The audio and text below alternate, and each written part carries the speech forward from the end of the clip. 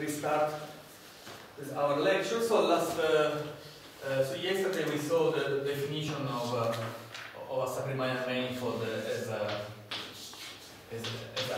triple MUF. So M is our differentiable manifold.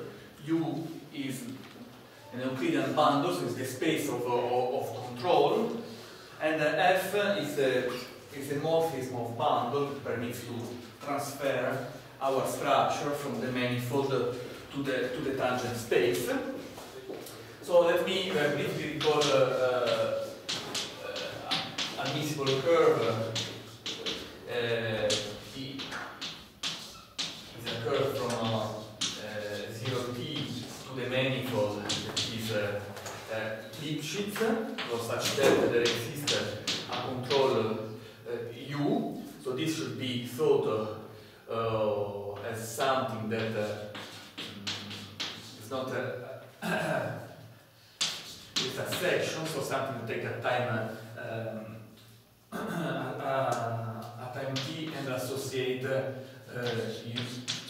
U of t belonging to capital U of in the point gamma of t. It is gamma is Lipschitz, so there is this U that is at infinity. Then we have defined dq, so the distribution that is just the set of admissible velocity in each point. So it's the image through f of the fiber of the bundle, and we have defined calligraphic D that was the set of horizontal vector fields. So f of sigma, such that sigma is a section of U. So these are the horizontal vector field.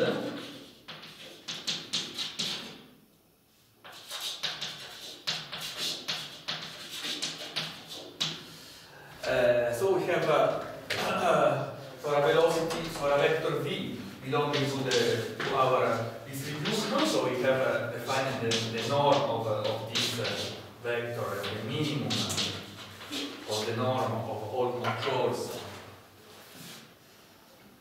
Or the norm of all controls U, so such that V is f of Q U. And then we have defined the minimal control, so we not repeat all of this, so to an admissible trajectory gamma, so we can associate U star, that is the minimal control that that satisfies this relation, so minimal in the sense that each point is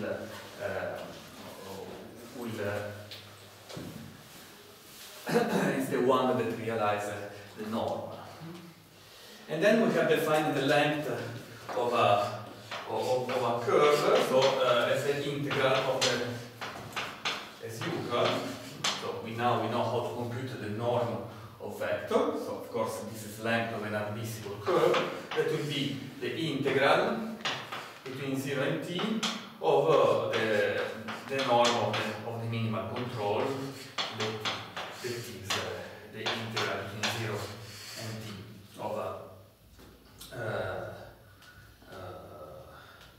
of the sum of ui star square. So once that you have taking an orthonormal here, and these are the components.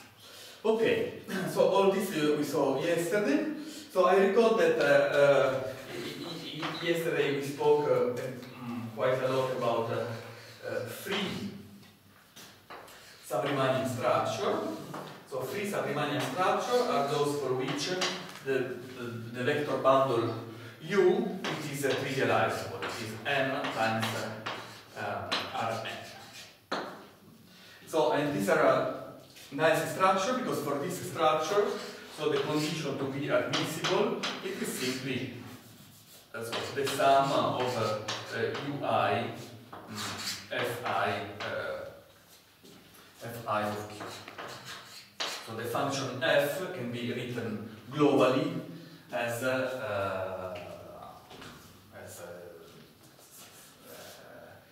some set of vector fields multiplied by the controls. So free sub-Riemannian structures are nice because our idea permits us to treat a problem of sub-Riemannian geometry exactly as a problem of geometric control. And indeed we have a very important theorem that is that I will not prove, and it's not hard to prove, and it is very intuitive. So I will just say a couple of words of why it is true. And this theorem that we write precisely just in a second claims that indeed every sub-Riemannian structure for every bundle U can always be trivialized. So we can always find an equivalent structure that is free. So this permits us to work always in this framework. So to state precisely this theorem, I have to say what are equivalent sub-Riemannian structure. So first of all, we need to define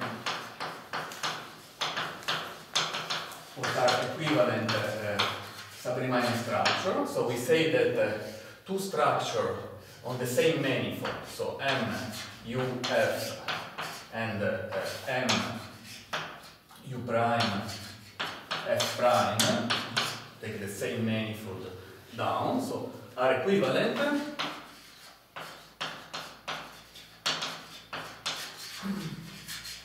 So essentially, we do this to have a sub-Riemannian structure. It is defined to have some admissible curves and some norms. So we will say that are equivalent if they have the same admissible curves and the same norm. Okay, so essentially, so are equivalent if, so what we are requiring is that D is equal to D prime. So this is the set of horizontal vector field. So this is the same as saying that admissible curve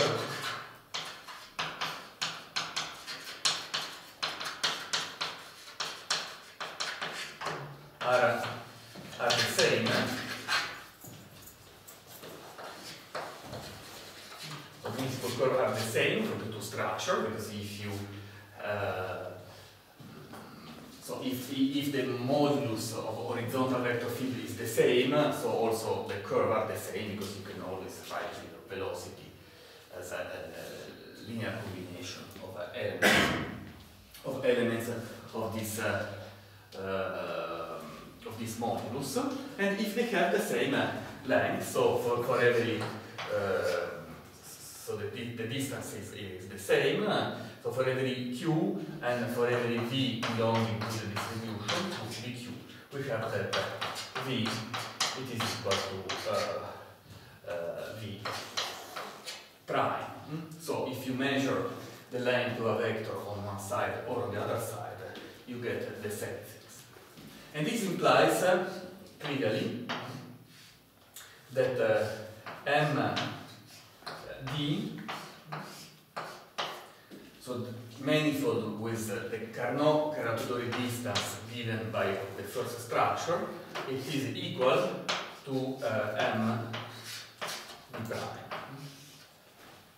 So this is the Carnot-Caratodori structure of the second structure. So this is not only saying that are isometric. So it's really the same distance, because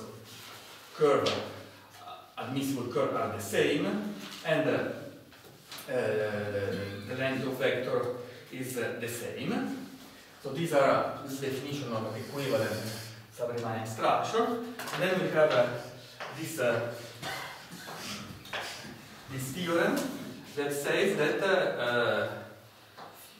every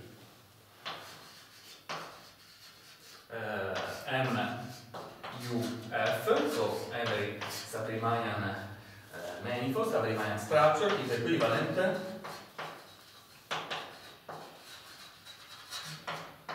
to a free one. So you can always find a trivial bundle that we can write so m times r m, and then some f prime to be like this, such that the two structures are equivalent in this sense. And this, of course, is for so assume that m. So for, let's say, for an arbitrary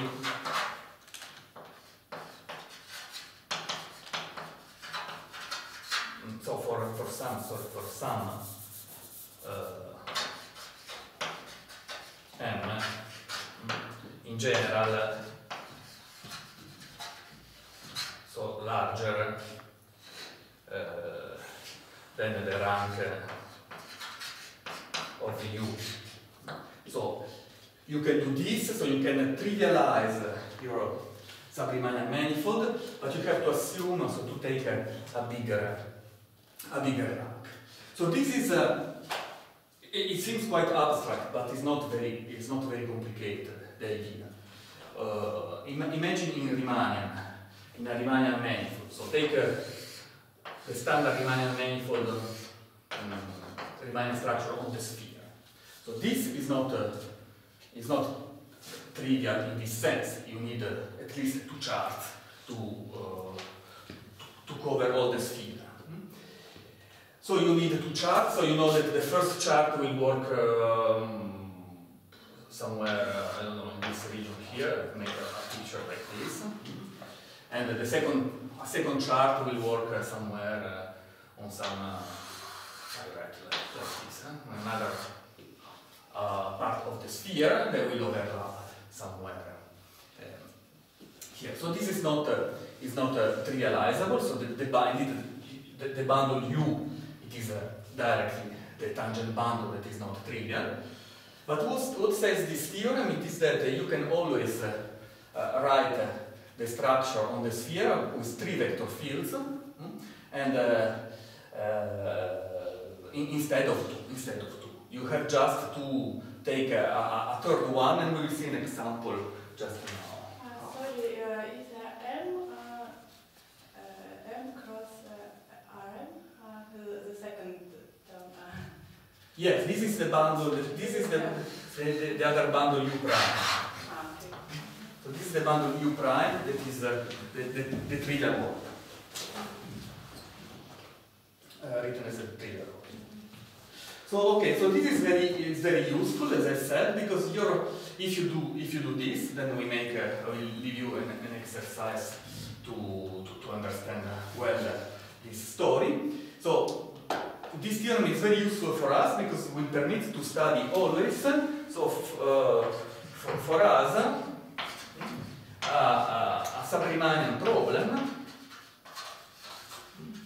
so is equivalent. So it is equivalent to an optimal control problem, sum of ui, fi, and integral of the square root of the sum of ui squared minimum global. So we can always treat all problems globally as an optimal control problem with no topology on the space of U. And that is very useful. But we have to be careful because so we could of course at the beginning say a sub-Riemannian manifold, it is something that we can write like this. So we fix a set of vector fields on a manifold, and this is a sub-Riemannian manifold. So the problem is that some of the properties are indeed depends on the choice of these vector fields. So one should always be careful if working from the beginning with a set of vector fields that one can get some feature that depend on this choice. while for us a sub-Riemannian manifold is not a choice of an orthonormal frame. It's really a metric structure, so what we wrote here, so it's really some Euclidean bundle, so something that has just the metric structure, not the choice of the orthonormal frame. I recall you that in the first lecture I already told that if you want to write some random walk or Brownian motion on a manifold, if you don't do these things carefully, you will get some operators that will depend at the end on the choice of the orthonormal frame. Okay, so I leave you an exercise for this to understand well this. So take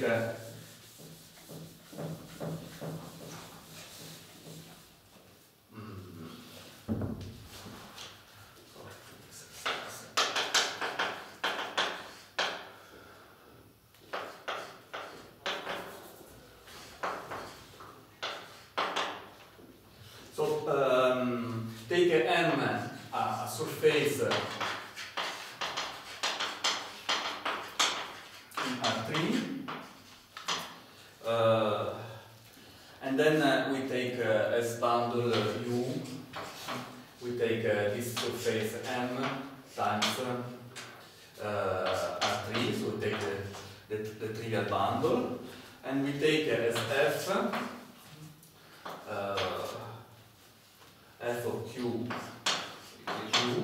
we take simply Q, and then I write like this, so the orthogonal projection on the point Q of the velocity U. So what does it mean? I simply take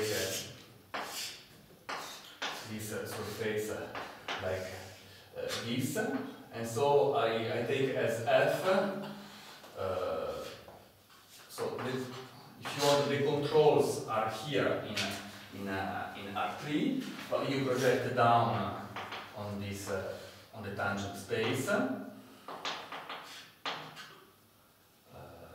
The tree project down on the tangent space. So you give a velocity in R3, and you get the velocity on the manifold simply by projecting it down.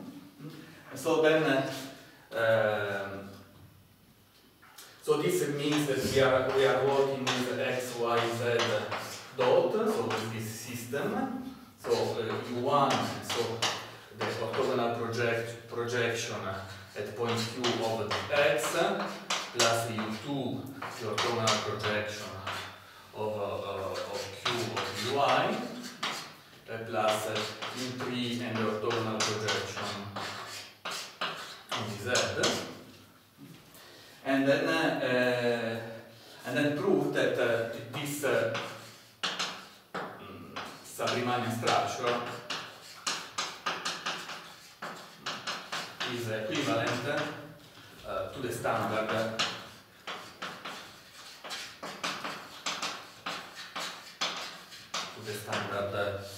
Riemannian structure given by the embedding.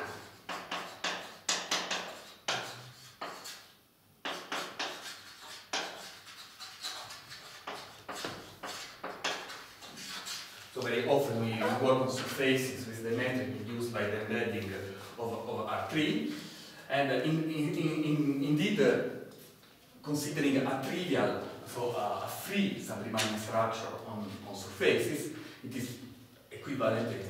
It's almost a tautology of taking the Riemannian metric in R3, projecting down, and this is the way in which you get this free sub-Riemannian structures. So that's not it's not very complicated, and so the proof also of this theorem is not very difficult, but requires some language of Feiger bundle, so we don't have enough time here. But I hope that you are convinced that we will be able to work always with free sub-Riemannian structure. Okay, I always forgot to say that I put on the web some lecture notes where you find much more than what I'm saying here. For instance, you find the full proof of this theorem. So you have just to look for Ugo Boscain on Google. Then you find my web page. My web page has this structure, has my picture here, and here there is some menu. And there is one line here which is written Siberia lectures.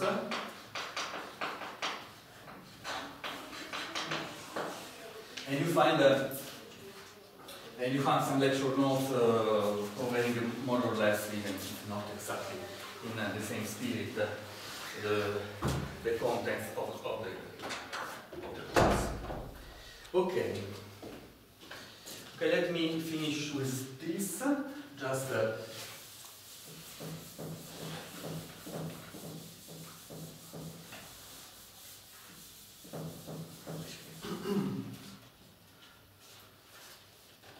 with another exercise could be useful. So define K of Q as the span. So we take a free structure.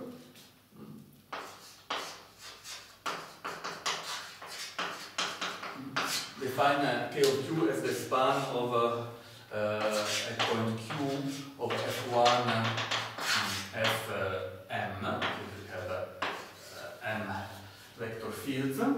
Then, of course, we will have yes, that of course we have that K of Q will be less or equal than M, because this vector field could become parallel somewhere. And of course we have also that K of Q, it is less or equal than M, so the dimension of the manifold. So if your structure is not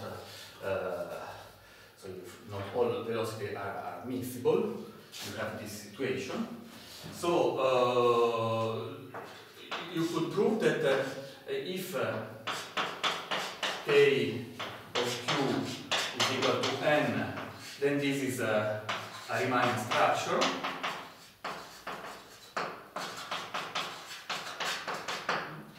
So if K of Q is equal to a constant less than M, so this is a classical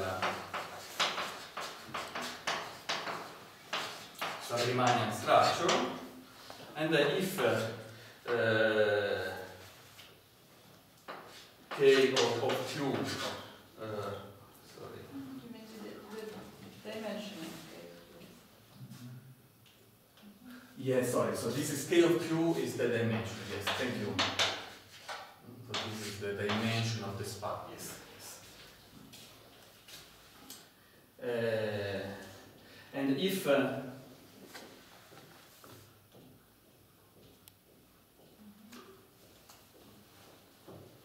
and simply if N is equal to 2, the dimension of the manifold is equal to 2, then this corresponds to a two-dimensional, almost Riemannian structure that we have defined last time. So one direction of this exercise is contents of this theorem that says so that everything can be trivialized, but the other direction there is still something to prove, so that every time that with the dimension of the span you get the full dimension of the space, then you are really Riemannian. And then if you get something that is constant, then you are really classical sub-Riemannian. And this is just constant. So if you have the dimension of the manifold is equal to 2, since you are assuming to be Liouville generated, then this is automatically two-dimensional, almost Riemannian manifold. So it could be useful to try to make these exercises. Okay, so now I would like to discuss today some properties of the length.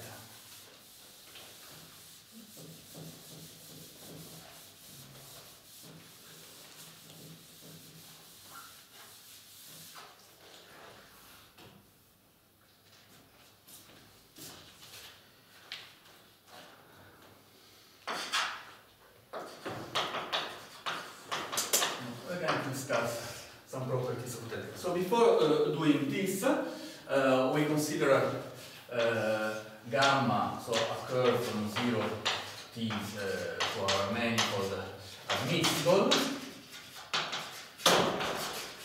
So, and I want to consider a reparametrization of gamma.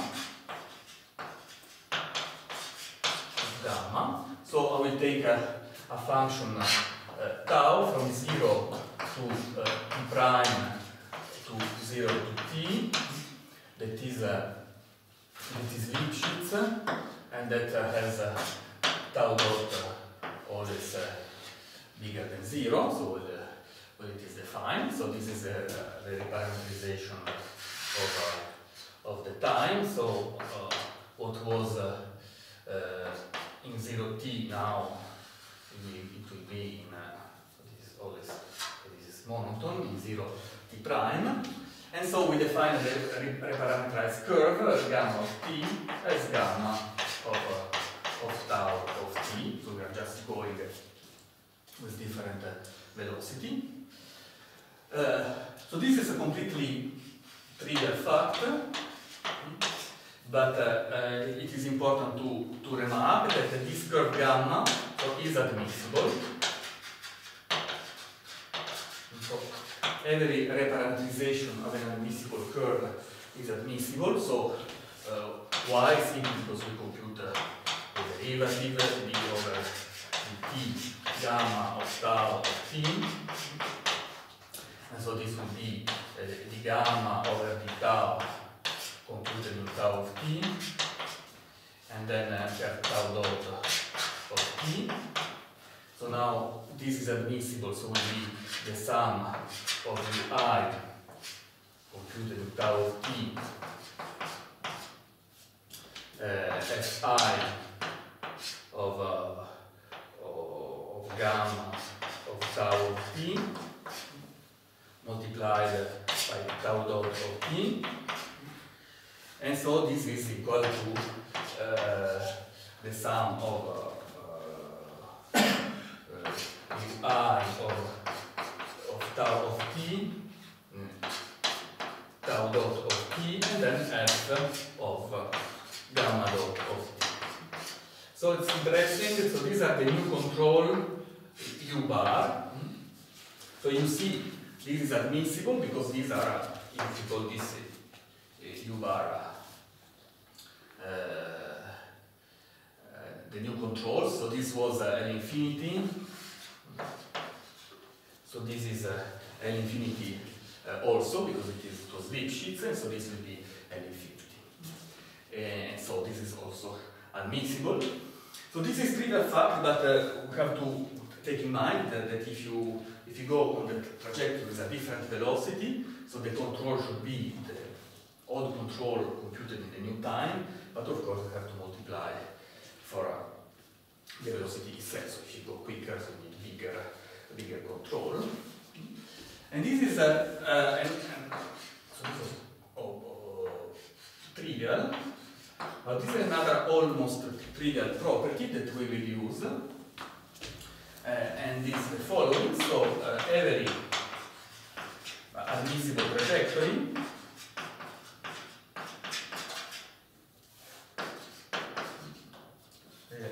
trajectory is a time reparametrization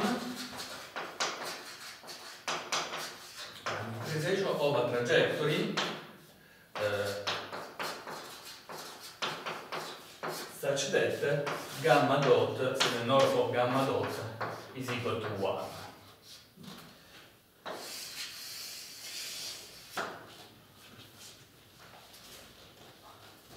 And so this is called, so this is usually called the arc length parameterization as in the Euclidean space. So what says this proposition? That is, indeed it's the same also in the Euclidean space, that every trajectory is admissible, so that is Lipschitz, and that you can realize with some L-infinity control, is indeed, you can take a trajectory parameterized with constant velocity equal to 1 and then parameterize. So the opposite is not true. Just take in mind that this is true only in this direction. So if I have a trajectory that is stopping, imagine you have a trajectory, you go here, and then you stop for a while here, and then you start again. Then you can write this as a reparameterization of a trajectory in which you go just with velocity equal to 1. You just stop the velocity here for some time. But the opposite is not true, so I cannot write a trajectory with velocity equal to 1 as time reparameterization of trajectory in which I am stopping, because I would have to multiply for infinity. So that's that point, even if trivial, it is loose. Okay, I will use it soon. Okay, so this was some preliminary information. So now I would like to study some properties of minimizers. So we not do all details because more or less all what concerns geometric control it is known here. But it is important for me to see at least in which way you compute the geodesics and how geodesics are parameterized, because this for diffusion will be crucial. So let's speak briefly about length and energy.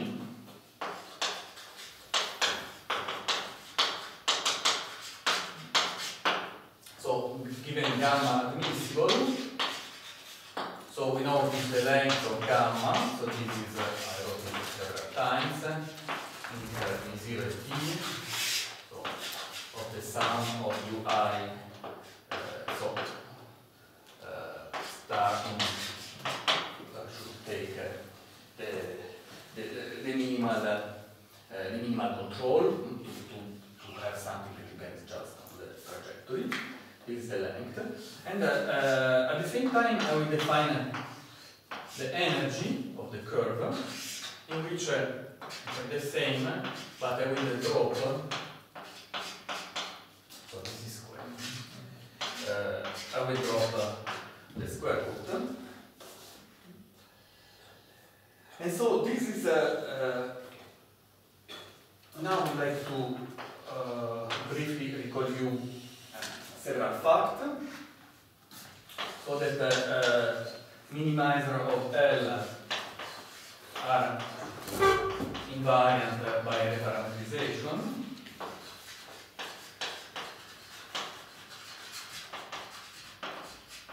So this was, I don't have to prove, it was already proved here, because all, no, I have not proved that, no, I have to prove, still to show that it's proved, this will be very easy. Then, so we call this 1.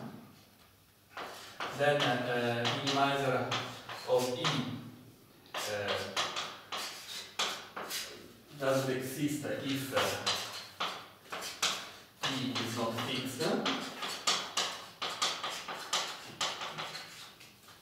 So this means, so as consequence of the first one, this T here is free or fixed. It changes nothing, because it's invariant by reparameterization. But here this T should be fixed, otherwise no existence. This we prove briefly. Poi il minimizer of E are parameterized by constant velocity.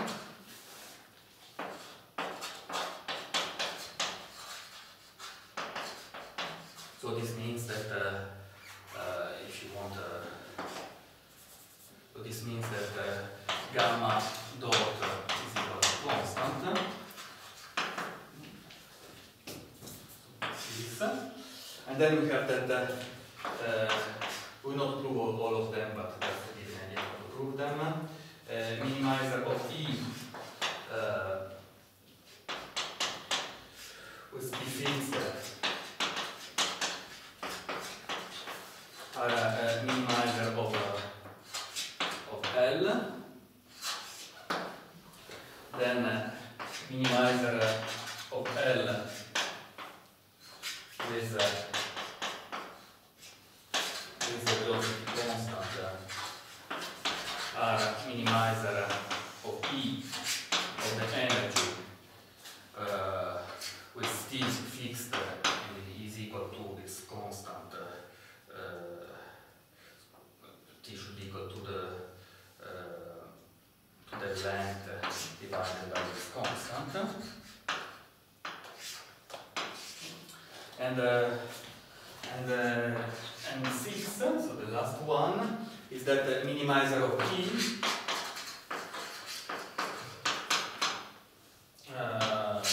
with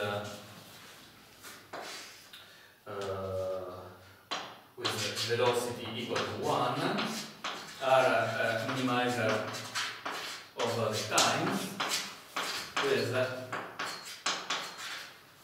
the controls that are in the disk. So these properties are the same property of Riemannian geometry, and thus are very well known and very useful. So they're very useful for several reasons, because in the different proof, sometimes it's better one cost and some other is better than another one. So what says that this is that, so here I can leave T fixed or free, doesn't matter, here should be fixed. So minimizer of this has this that is constant along the motion. And so a minimizer of the two are the same, of course taking into account that are the same if they are parameterized by constant velocity and if you fix the time. And it is important, the last one that says that minimizer of the time, so that this minimizer are indeed minimizer of the time with the controls that are bounded on the disk. So this is useful because, for instance, when you apply Contrari maximum principle, Contrari maximum principle work well for smooth stuff, so for smooth cost, and so if you apply Contrari, you cannot apply directly Contrari maximum principle to this cost because of the square root. So the standard Contrari maximum principle requires some regularity, and so this is kind of something that is not C1 in the control, it is only Lipschitz, so you cannot apply it directly, and so it is much better to use this other cost that is perfectly smooth. And for studying existence of minimizers, so to apply the Philippov theorem, that we will probably do it today. And so it will be much better to minimize the time with the controls that are that stay in the circle, because in Philippov theorem you need that the set of controls is bounded and compact. And for these two costs here, controls are not are in Rn. So at the end here you have that they are on the circle, but so controlling the circle they are not and you need the velocity are complex. So this we will see. So why this is important.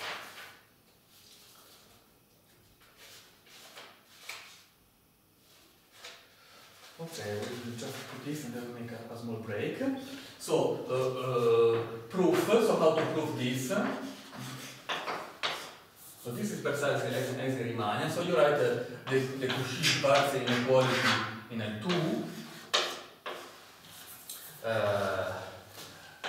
Fg square less or equal than the norm of f square, the norm of g square, and with equality that you have if and only if f is proportional to g.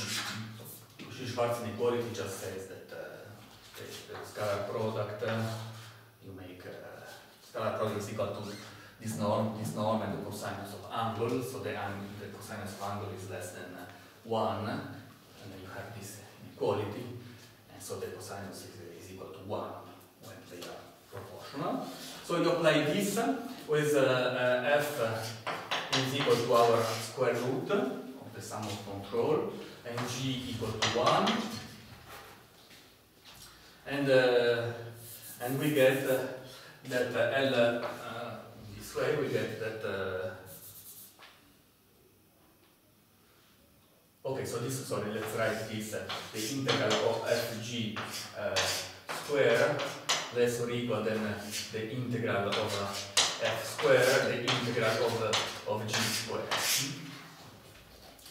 And then I apply with f equal to the square root and g equal to 1. So I will get that on this side g is equal to 1, and I get that the length of gamma square is less or equal than f square, so we get the energy of gamma times the time. So we get this, and I have equality if and only if f and g are proportional. So if and only if the square root of sum of ui, so this is equal to cos.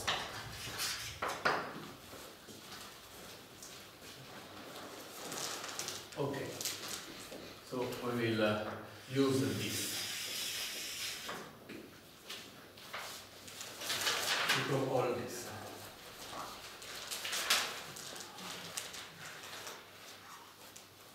So first I have to prove that the minimizer of L are invariant by reparametrization. So let's keep in mind the reparametrization that I did before. So I had gamma and I have gamma dot, it was gamma of tau of t, and so the length of gamma bar is equal to the integral between 0 and t of the square root of the sum of ui square. So this is the integral between 0 and t of the square root of, you remember this was ui of tau of t square times tau dot of t square in dt.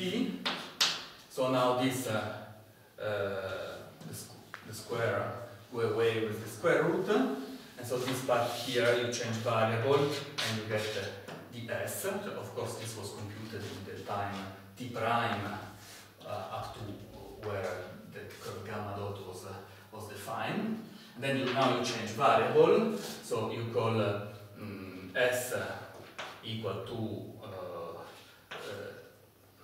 tau of t, and then this become the integral between 0 and t of the square root of the sum of ui in ds, ui ds square in ds. So, and this is the length of gamma. So this is just because of homogeneity.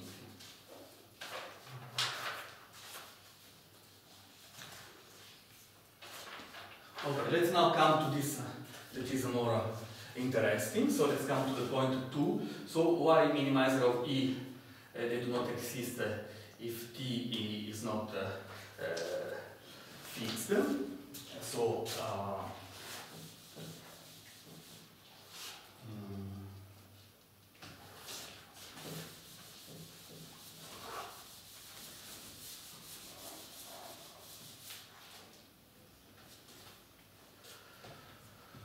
so take a curve gamma such that so the velocity is equal to constant. Then we have that L of gamma square it is equal to the energy of gamma times T with equality. So now you do the following. So you take gamma dot, I write in words, as gamma at half velocity.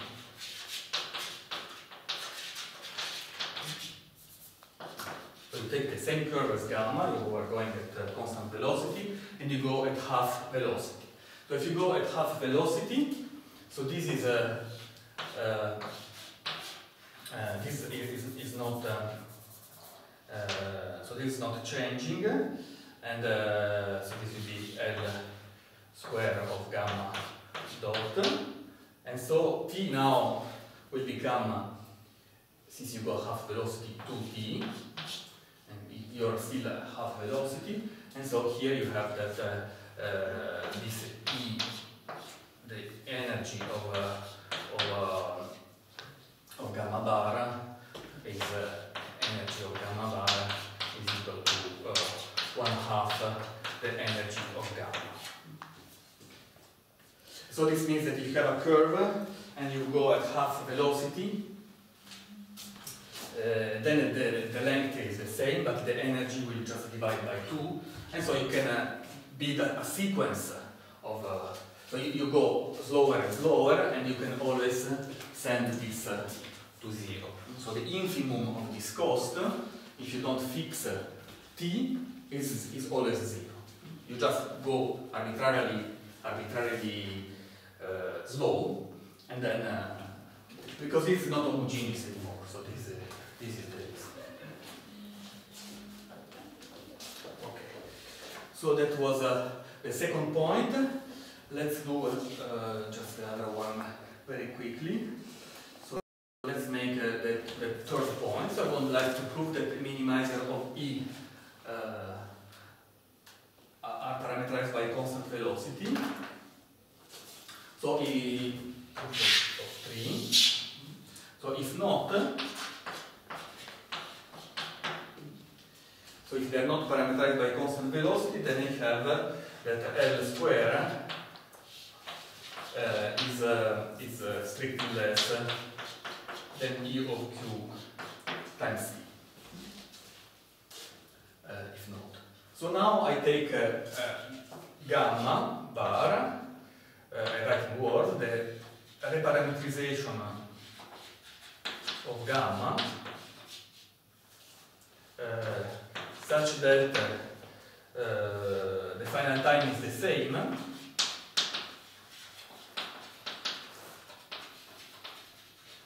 and has the velocity constant.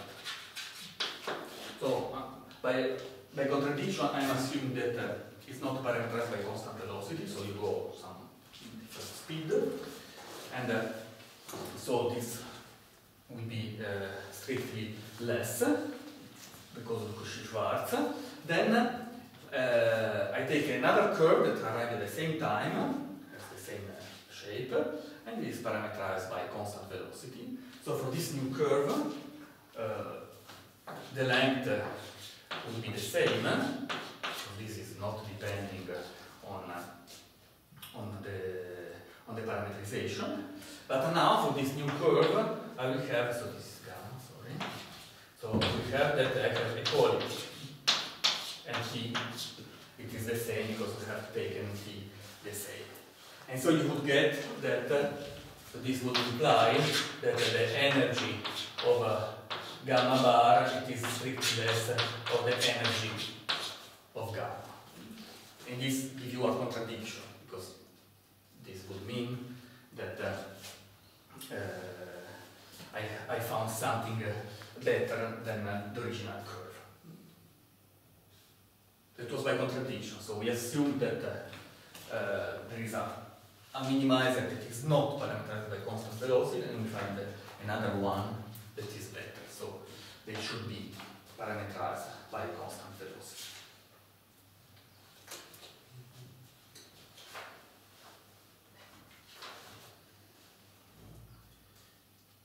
Okay, so by playing with this, each reasoning of that list is made by one line thing like this, by contradiction. So we know to do 4 and 5, that are very similar to this one. So let's see just 1 second the number 6, that is very useful.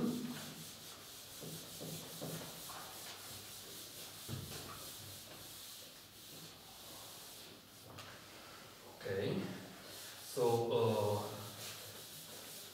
why I can, instead of minimizing this, minimizing the time. So, I want to minimize the sum of ui star square in t.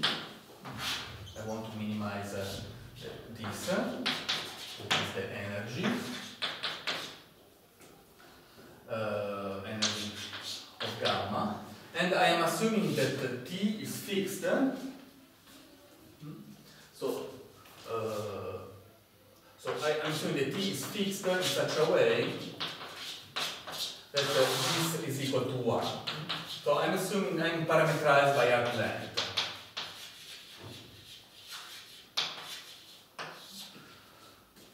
So clearly, then this one, since this is equal to 1, so this is equal to T. Okay? So clearly minimize this energy with trajectory parameterized by arc length is equivalent to minimize T. So, but with control, so with the sum of ui star square equal to 1. So this means that it is equivalent to minimize, so this is U1, U2, for instance, with the control of the circle. And now I would like to show that I can take, so now I would like to show that minimize T with the sum of ui square equal to 1 is equivalent to minimize T with the sum of ui square, if you want to start here, less or equal than 1. That minimizing on the circle it is the same than minimizing on the disk. So this will be very useful because if you can prove this, then we will have a set of controls that is compact and also convex, and this will be useful for field of understand why. For existence, we will use this one. So, but now this is obvious because this is true because every trajectory is a arc length is a reparametrization of a trajectory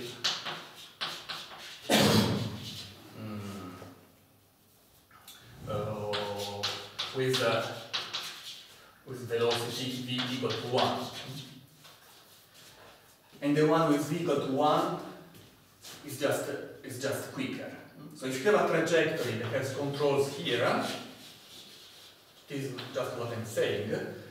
So by contradiction, assume that you have a trajectory whose controls are not always on the boundary of this set. Then this would mean that, but if I make a reparameterization, so I can send this trajectory on the boundary, I can in this way getting the same trajectory, same shape of trajectory with a different parameterization, and the time will be just less, because I go quicker. Clear, this one. So I just say each trajectory I can reparameterize in such a way of going with constant velocity. And constant velocity in particular equal to 1. So assume that your quickest trajectory, the one that minimizes time, is not parameterized with velocity that is always equal to the maximum, so equal to 1. Then you just go with the maximum velocity on the same trajectory and you arrive before. So the trajectory was not time optimal. If you take the same curve, if it was with a velocity that was not the maximum, you go with the maximum and you arrive before. So but the energy will be different. What? And energy of the energy depends how you fix the time. But we not fix it. So in this one we are not fixing. So the energy, no, the energy will be different. Yes. The energy. Very briefly about the existence of minimizer.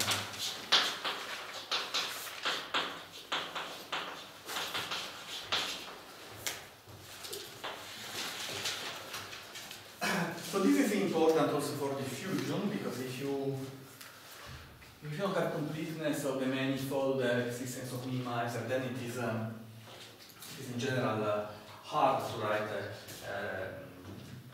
the heat evolution. And so to study existence of minimizer, so we are lucky because now the problem it is written as a problem of optimal control, so we have just to prove the existence of minimizer for our optimal control problem, that is q dot equal to sum of ui fi of q, and what I would like to minimize, so either t with the sum of ui square less or equal than 1, or we want to minimize the square root of sum of ui square, or we want to minimize the integral in 0 to t of the sum of ui square with t here fixed. So it is equivalent, and so now what I would like we would like to do. So for existence of minimizer, there is this nice theorem of Filipov, so that we have to use. So let's recall how to do. So the theorem of Filipov says that if you take a control system f of qu, and you have three conditions, so that u belongs to a set capital U that is compact, and then we need that the set of velocity, so f of at the point q, so for each point the set of velocity that is f of q u with u in u is convex, and then you need that for every u in 0t, so the support of all trajectory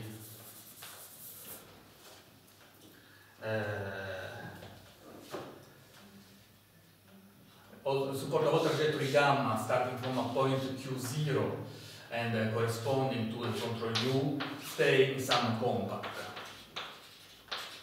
So this essentially means that starting from the point Q0, the trajectory are not exploding in finite time. Then if you have this, under this condition, you have the reachable set starting from Q0 in time t, and the reachable set starting from Q0 in time less or equal than t are compact. So the theorem of Filippov is a theorem for compactness of the reachable set, and you need three conditions. So compactness of the set of controls, quite reasonable, because if the set of controls is not compact, you can go close to the boundary and then without reaching the boundary, and this will be in general the case also for the reachable set. So the convexity of the set of velocity, it is crucial, because if the set of velocity is not convex, you can kind of, by making a jump within the control, approximate trajectories in the convex hull. And this one is necessary to have that, of course, if trajectory go infinity in finite time, the reachable set will not be compact. So this is a theorem for compactness of reachable set. So how to use to prove existence? So we use in the standard way. So we introduce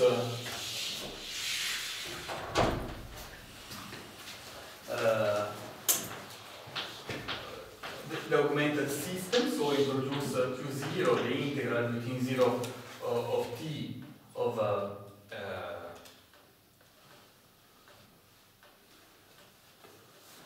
okay. So Q should be the cost. So I would like to say that Q of t is equal to the integral between 0 and t. So now we choose one of these costs. We will see. And then I write Q hat, the augmented system, as Q0 Q. I write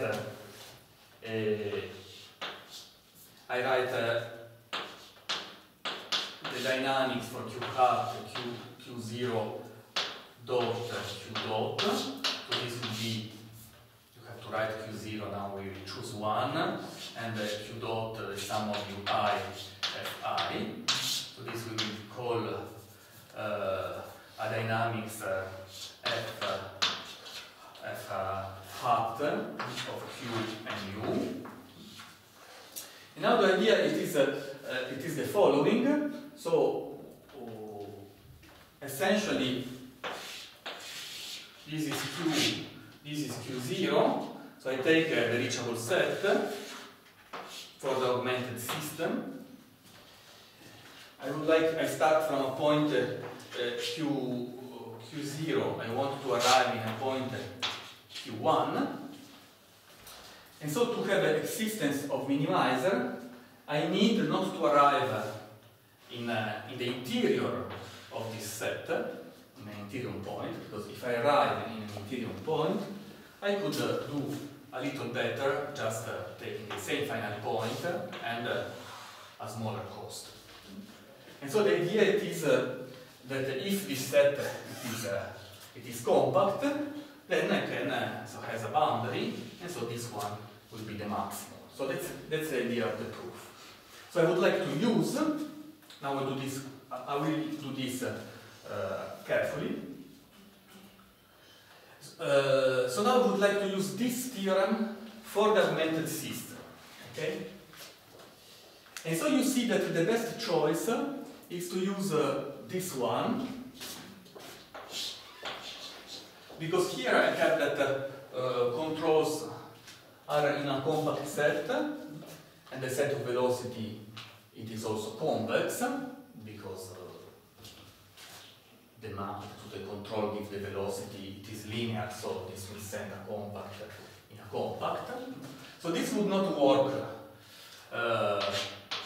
for several reasons, because ui are in R, or you can take also a compact set if you want, but let's say that mainly it's not working because of the square root, while here, even if I have not written the hypothesis, I'm assuming that f is a infinity function. And this also would not work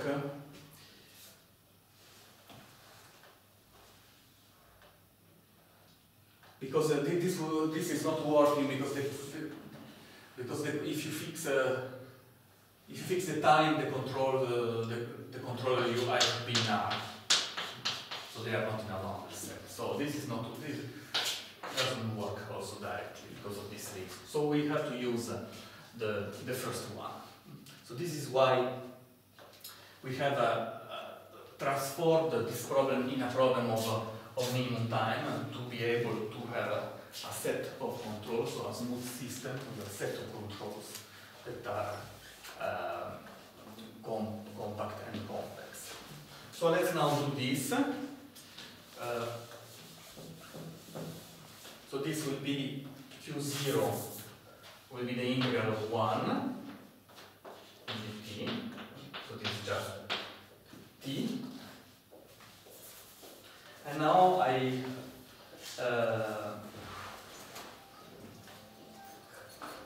would like to go from, so my problem is to go from Q0 to Q1. So now Q1 belongs to the reachable set starting from Q0, so the problem is controllable. So this means that there exists a time t star, so such that this point Q1 belongs to this reachable set Q0 and some time, let's say, reachable set in time less or equal than t star, let's say, plus something, plus epsilon. So here I'm just saying that since I'm controllable, I will be able to reach my final point in some time that I call t star plus epsilon, where epsilon is something small. So now we draw the reachable set. So this is Q. So I'm starting from Q0, and I want to arrive at Q. So this is Q0. It is the time, and so I draw the reachable set. I start from Q0. So this reachable set is kind of growing. You have imagined that so this is the reachable set that becomes bigger and bigger, and so as the time is moving, so this will become bigger and bigger, and let's say that this is the time t star. This is the time t star, and then this is Q1. Let's draw Q1 here. This is the point that Q1.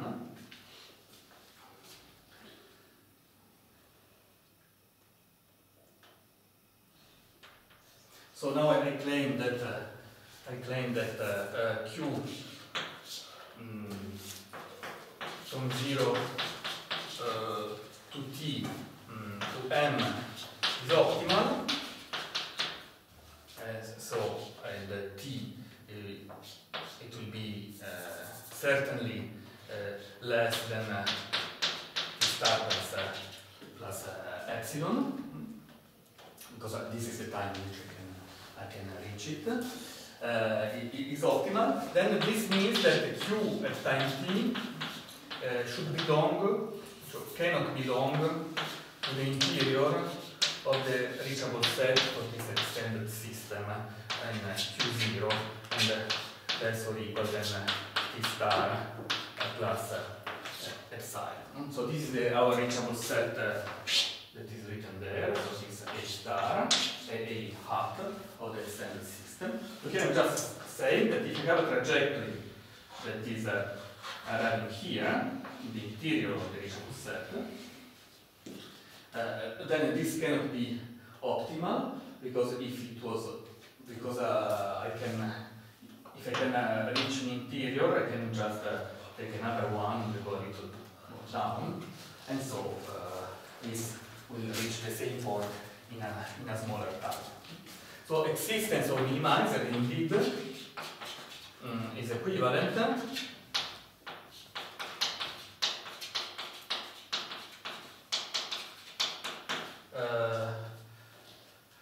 to the fact that A of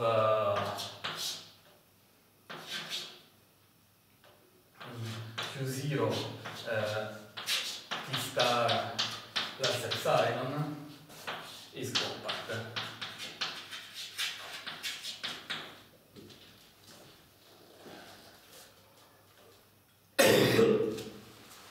So if it is compact, then it means that it has a boundary, so this point will belong, this will be the optimal one. So it's to be the one with the smallest cost. So now we have to show that this augmented system, so to have existence of minimizer, we need that this that we are satisfying the hypothesis of this theorem for the augmented system. So let's see. So the augmented system, it is this one. So I cannot written here what is it. So this is just one. This is the dynamic. So this is a control system that is affine in the control. The control are in a disk. So U is compact. So that's okay. So the set of velocity, it is convex, because this is in a disk, and the disk through an affine system that is convex will stay convex, so this is okay. And we need that the trajectory in time t stay in a compact set. So the only non-trivial thing is this one. But we know, so we know that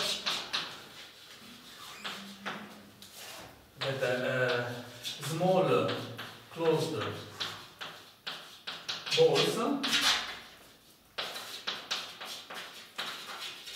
are compact. So this was consequence of the Chow theorem, because the Chow theorem was saying that the topology is the same of the original topology of the manifold, and so small balls are closed balls are compact, and then what this means that if the ball, so the sub-Riemannian ball starting from Q0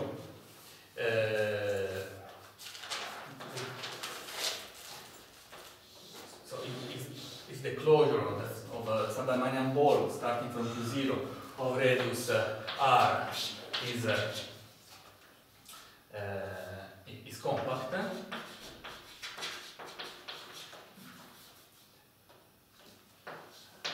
then this means that there exists a minimizer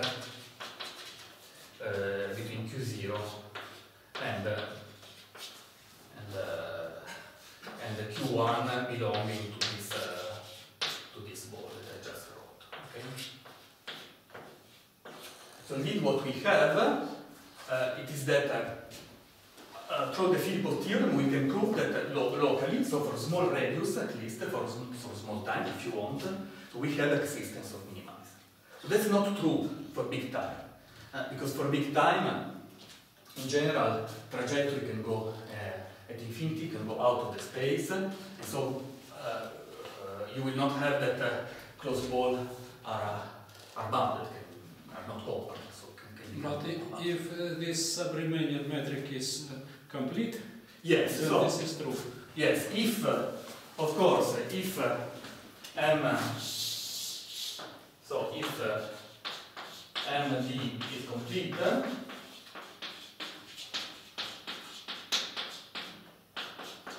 then we have existence of minimizers.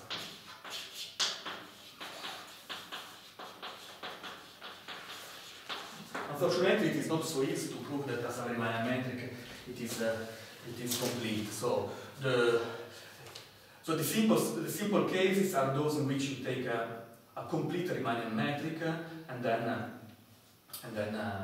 you consider that your sub-Riemannian metric is just your velocity are just how to say.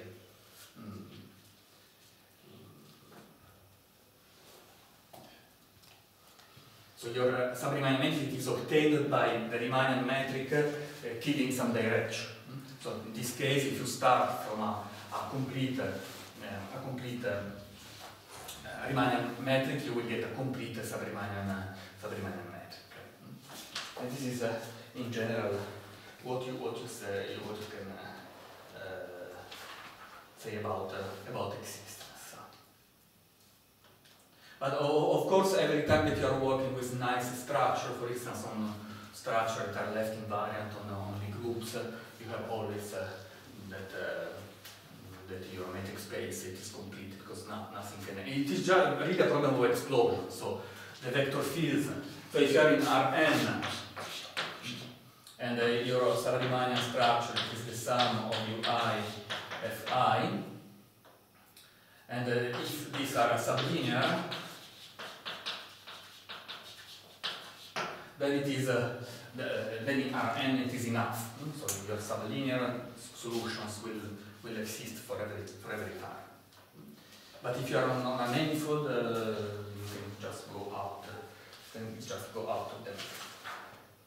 Okay.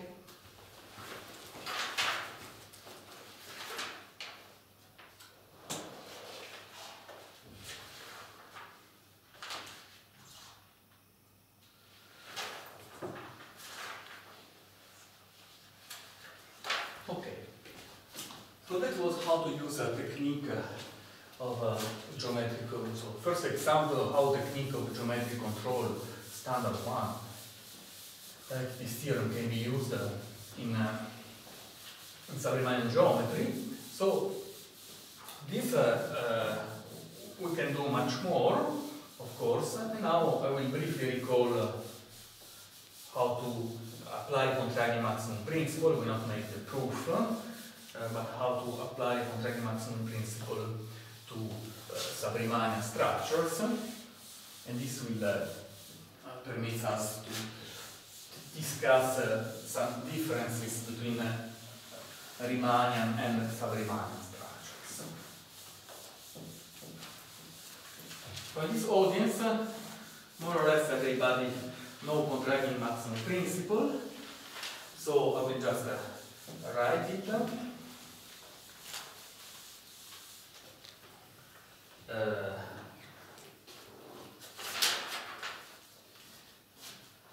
So for our problem, so q dot equal to sum of ui fi of q, and then so for contracting maximum principle it will be useful to write it in this form. So for existence it was better to work on the time. Here we will work with the energy.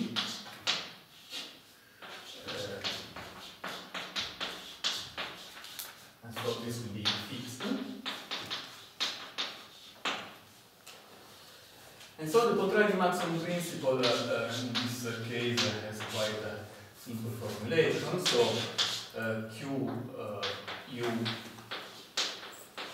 optimal. So this implies that there exists a covector P0, so P0 less or equal than 0, such that if we define an Hamiltonian function of QP P0 and U as the sum of, so I take a P that is eating our dynamics plus P0, the cost,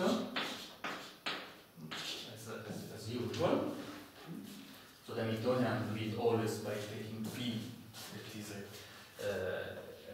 eating the dynamics and then plus P0 and what you have inside the cost. And then we have a Hamiltonian equation.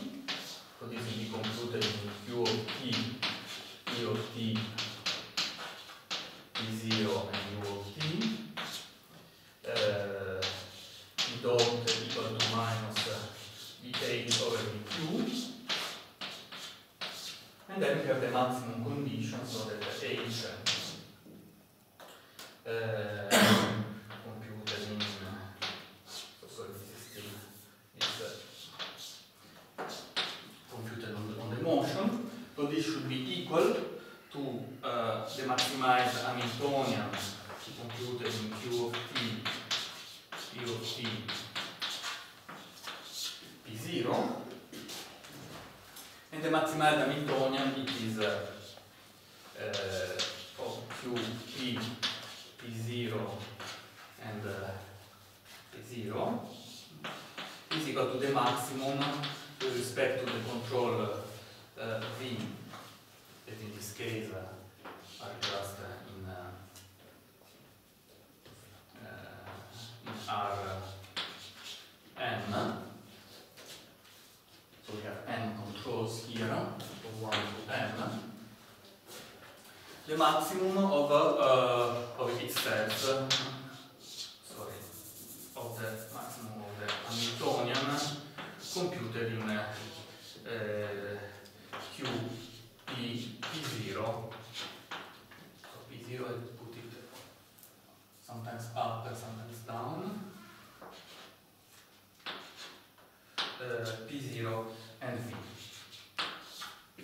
Okay. So this is a standard Boscain maximum principle that everybody of you, I think, know. So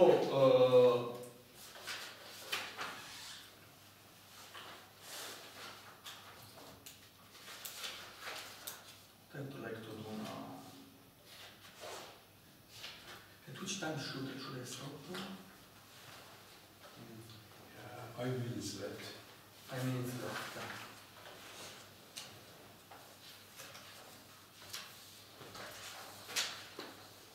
Okay, so let's in these 5 minutes, that will become 6 probably. We try not to become 10.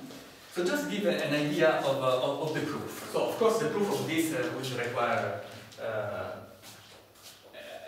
even in the sub-Riemannian case, it is very simple, would require at least one full lecture, so we will not do this. But let's try just to give an idea, because taking in mind how it is proved, it is very useful for many properties. So again, we work with the augmented system, so I call Q0 the integral in 0 and t of the cost. And I write the dynamics for the augmented system and Q dot. So the sum of ui squared, so the cost, and the sum of ui fi. And so now we draw again exactly as we did for the existence theorem, but now I'm working with another cost. So I start from Q0, I would like to arrive to Q1. And so I consider the reachable set. So again, this reachable set is something that do like this for the augmented system. So this is the reachable set for the augmented system, starting from Q0 and at time exactly t. So now with respect to before, the time it is fixed here. So before I was minimizing the time so it was free. So now it is fixed. So this will go at infinity because even in a small time, by taking big enough control, we can reach every point in the space. So this set is not it's like this. So what I have it is that again, so if I would like to reach this point, I have that I cannot be in the interior. So if Q is optimal, then Q of T cannot belong to the interior of this reachable set in time, so exactly T. Now T, it is fixed. So now to do this, so we consider the map that to U associated, so this is what is called the endpoint map. So the trajectory starting from Q0 at time t and corresponding to a control U. So this is the a trajectory, a map from N infinity to our manifold M, so give us the end point of the trajectory, and we consider also the one for the extended, we call this end hat, so that for the extended system, so the final point of the trajectory for the extended system, Q0 of T, U. So we consider this map. Okay, so in the proof of contrarian maximum principle, so this can be done in several ways. So here we write a lemma. Let's say that this map, so end, and also end hat, so are differentiable.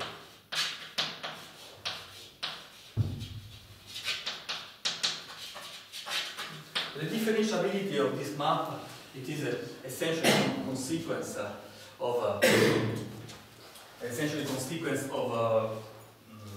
the dependence, the smooth dependence of solution ODE from parameters, and the U plays the role of parameter. And so this is a differential. This is differentiable in Frechet sense, but you can indeed avoid all this and just use some the proof, some Gateau differentiability in the different direction. But that doesn't matter. So since I'm just sketching, I will not make any detail here. And so now one do the following. So we have this lemma. It's quite here. So QU is optimal. Then this means that end cannot be a surjection.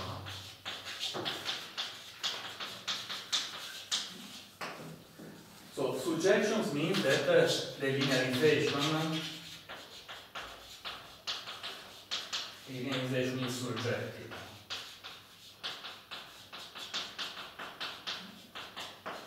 So why cannot be a surjection? Because simply, if it is a surjection, so if the linearization, so if not,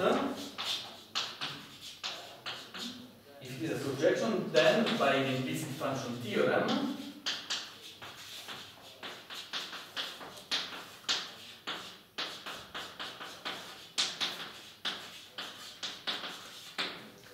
so if it is a surjection by the implicit function theorem, then and would be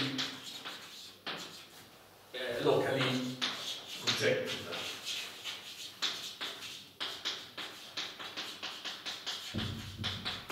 So if it is locally surjective, then it would mean that you would be able to get a full neighborhood of the point. So if the linearization is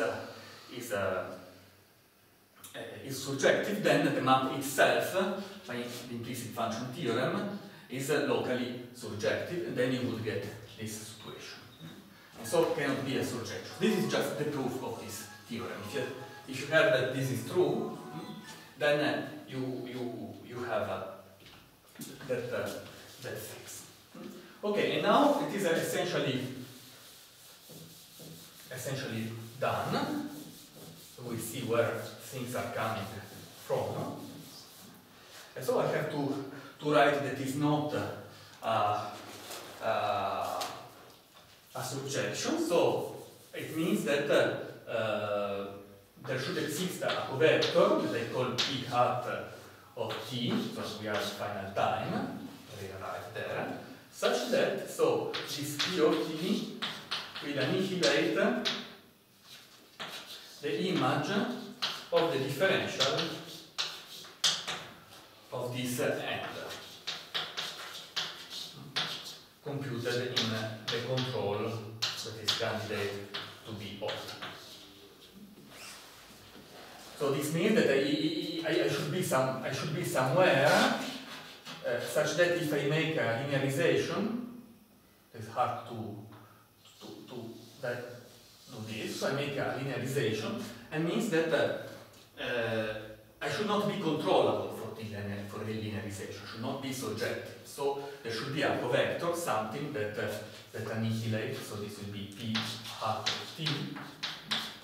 Means that for the linearization you get something that is not the full space, so it is some subspace of the tangent space, and so should be a covector there that is annihilating. So this covector should be different from zero. And this is a pair of p0 and p of t. Okay, so p0 is the part corresponding to the first coordinate, and p of t is the part corresponding to q. And the proof it is essentially this one. So the maximization condition is this. So from this you get the maximization condition. It's just a question of computation. And the Hamiltonian equation are obtained. So writing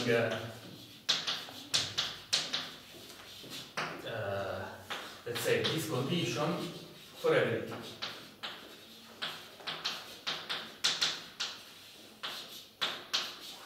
So this was written the final time, but if a trajectory is optimal, it will be optimal for all previous time. And so like this, so this essentially gives just you the evolution of the trajectory of the covector for every time.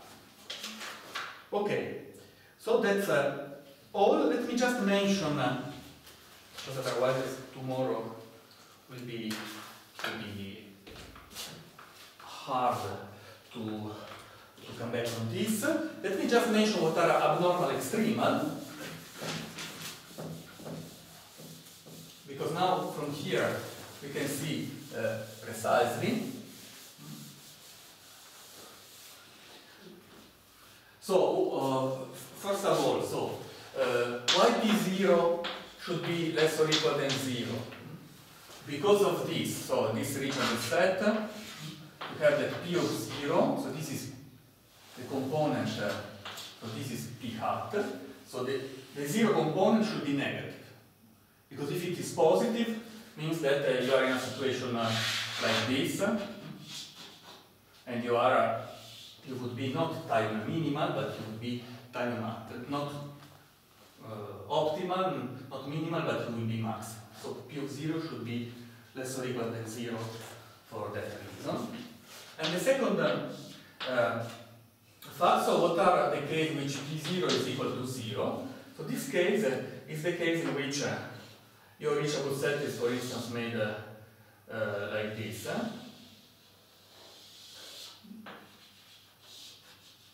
So P hat of T, it is exactly horizontal. And in this case,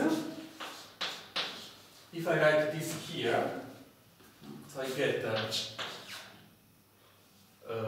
write the two components. So I have the first component that is 0 because P0 is equal to 0. And so I just get that P of T, I can just eliminate the hat for the normal. It is annihilating the image of the differential of n of u equal to 0. I have this condition because P0, so this is made by two components, P0, this is made by a component in end and the component in this part that is killed by P0, and so you get this equation here. And so this, what does it mean? That n is not a surjection.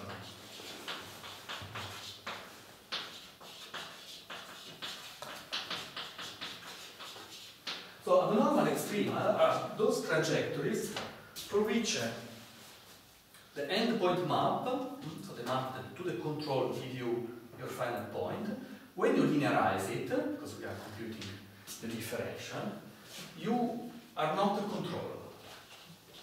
They are not controllable because it is a reachable set of the linearization, so the image of this map, it is killed by some P0.